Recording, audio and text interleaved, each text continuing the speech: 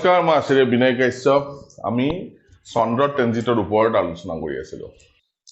চন্দ্ৰ যেতিয়া গোচৰ কৰিব, ঠিক আছে, কোনো এটা নিৰ্ধাৰিত সময়ত যেতিয়া চন্দ্ৰই কোনো ৰাশিৰ মাজেদি গোচৰ কৰিব, কোনো ভাৱৰ মাজেদি গোচৰ কৰিব, তেতিয়া কেনেকুৱা ধৰণৰ পৰিণাম জাতক বা জাতিকাই পায়।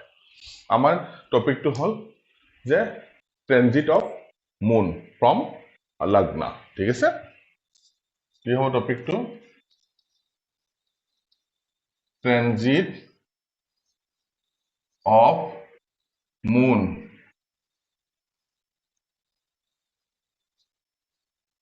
from লগ্ন, ঠিক আছে। আজি কি হ'ব? চন্দ্ৰ দেৱতা সপ্তম ঘৰত যদি ভ্ৰমণ কৰি থাকে, 7th হাউস, 7th হাউসত যদি চন্দ্ৰ দেৱতা ভ্ৰমণ কৰি থাকে, তেনেহলে কেনেকুৱা ধৰণৰ পৰিণাম জাতক বা জাতিকাই পায়। তাৰ আগতে আমি জানিব লাগিব যে চন্দ্ৰ দেৱতাৰ লগ্নৰ লগত কেনেকুৱা সম্পৰ্ক। আমি খুব সাধাৰণ নিয়ম কিছুমান দি আমি বুজিম যে লগ্নৰ লগত চন্দ্ৰ দেৱতাৰ কেনেকুৱা সম্পৰ্ক হলে চন্দ্ৰ দেৱতাই প্ৰায় ভাল ৰিজাল্ট দিয়ে বা অশুভ ৰিজাল্ট দিয়ে। ইয়াতে কি হ'ব? শুভ কেতিয়া হ'ব? যদি চন্দ্ৰ দেৱতা লগ্ন কুণ্ডলীখনত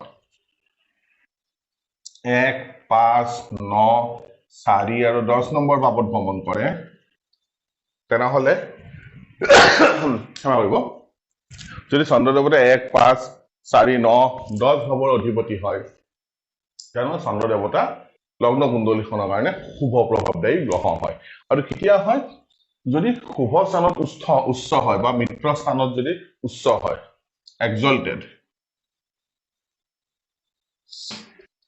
এক্সল্টেড যদি হয় শুভ স্থানত বা শুভ ভাৱত বা মিত্ৰৰ ঘৰত। আৰু কেতিয়া হ'ব ভাল? যেতিয়া শুভ গ্ৰহৰ লগত শুভ ভাৱত জ্যোতি বান্ধিব, ঠিক আছে। কনজাংশন উইথ গুড প্লেনেট,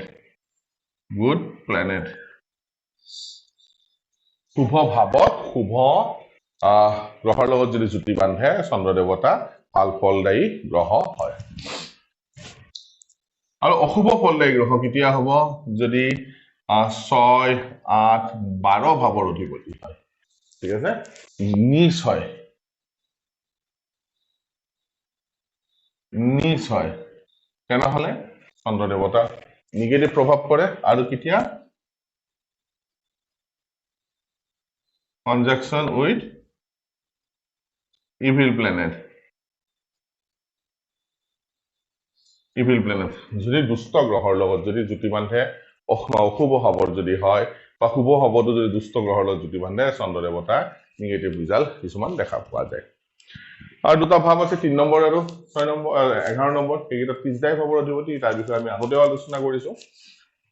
এই চন্দ্ৰ দেৱতা যেতিয়া গোচৰ কৰিব, তেতিয়াহলে লগ্নৰ পৰা কেনেকুৱা ধৰণৰ ফলবিলাক আহিব। আহক কুণ্ডলী মাধ্যমেৰে বুজো।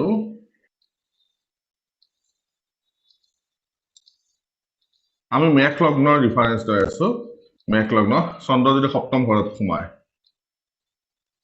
চন্দ্ৰ 7th হাউসত, তাৰমানে ক'ত থাকিব? তুলা ৰাশিত। লগ্ন যিকোনো হ'ব পাৰে, যিটো লগ্ন হ'ব সেইটোকে প্ৰথম ভাৱ বুলি ধৰি ল'ব। মেষ, বৃষ, মিথুন, কৰ্কট যিকোনো লগ্ন হ'ব পাৰে, সেইটো প্ৰথম ভাৱ হ'ব। তাৰ পৰা সপ্তম ভাৱটো আপোনালোকে বুজিব চেষ্টা কৰিব। ইয়াতে চন্দ্ৰ দেৱতা, মই যিহেতু মেষ লগ্ন লৈছো, মেষ লগ্নটো প্ৰথম ভাৱ হ'ল। ইয়াতে প্ৰথম ভাৱৰ পৰা সপ্তম ভাৱত যেতিয়া গোচৰ কৰিব, কেনেকুৱা ৰিজাল্ট দিয়ে। চন্দ্ৰ দেৱতা যেতিয়া শুভ ভাৱৰ অধিপতি হয়, শুভ গ্ৰহৰ লগত জ্যোতি বান্ধে বা শুভ ফলদায়ী গ্ৰহ হয়, তেনেহলে চন্দ্ৰ দেৱতাই যেতিয়া সপ্তম ভাৱত ভ্ৰমণ কৰিব, তেতিয়া কি হ'ব? তেওঁৰ মেণ্টেল পিচ, মানসিক শান্তি বৃদ্ধি কৰাই দিব আৰু সুবিধাবোৰ জাতক বা জাতিকাই পাব ডিউৰিং সেই 2.5 days। আমি কি জানো যে চন্দ্ৰ দেৱতা পাৰ ডে চন্দ্ৰ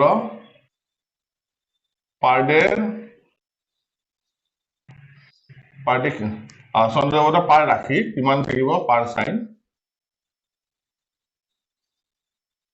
1.5 days থাকে। চন্দ্ৰ দেৱতা প্ৰত্যেকটো ৰাশিত 2.5 দিন সময় থাকিব। সেই 2.5 দিন সময়ত চন্দ্ৰ দেৱতাই কেনেকুৱা ৰিজাল্ট দিব? যে মানসিক শান্তি বৃদ্ধি কৰিব আৰু সুবিধা জাতক বা জাতিকাই পায় যেতিয়া সপ্তম ঘৰৰ মাজেদি চন্দ্ৰ দেৱতা শুভ প্ৰভাৱত ভ্ৰমণ কৰে। আৰু ঠিক সেই চন্দ্ৰ দেৱতাই যদি অশুভ ভাৱ প্ৰভাৱত 6-8-12 অধিপতি হয় বা নিচ হয় বা পাপী গ্ৰহৰ লগত জুতি বান্ধি থাকে বা অমাৱস্যাৰ কৃষ্ণপক্ষৰ চন্দ্ৰ যদি হয় তেনেহলে কি হ'ব চন্দ্ৰ দেৱতা ইয়াতে নিগেটিভ ফলবিলাক আনে কেনেকুৱা এই আড়াই দিন জাতক বা জাতিকে যথেষ্টখিনি সব ফালৰ পৰা প্ৰব্লেম পায় মানসিক অশান্তিত ভোগে শান্তি নোহোৱা হয় পাৰিবাৰিক সুখ সুবিধা জাতক বা জাতিকাই নাপায় হাজবেণ্ড এণ্ড ৱাইফ যদি হয় তাৰ তেওঁলোকৰ মাজতো মনৰ অমিল ঘটে পাৰ্টনাৰশ্বিপ বিজনেছত মনৰ অমিল ঘটিব যিটো এই আড়াই দিনত চন্দ্ৰ দেৱতাৰ নিগেটিভ প্ৰভাৱ সপ্তম ঘৰ ৰিগাৰ্ডিং জাতক বা জাতিকাই সম্পূৰ্ণৰূপে পোৱা দেখা পোৱা যায় এই আড়াই দিনত এই আড়াই দিন যদি বেয়া প্ৰভাৱত আছে ইয়াক ভাল মেডিটেশ্যন আদি কৰি বা নিজকে শান্ত ৰাখি এই আড়াই দিনটো পাৰ হৈ যাব দিয়াই ভাল তেতিয়াহ'লে জাতক বা জাতিকাক বেছি অনিষ্ট হোৱা দেখা পোৱা নাযায় সেইটো কাৰণে মনত দেখিব চন্দ্ৰ দেৱতা কি প্ৰভাৱত এই ঘৰটোৰ মাজেদি ভ্ৰমণ কৰিব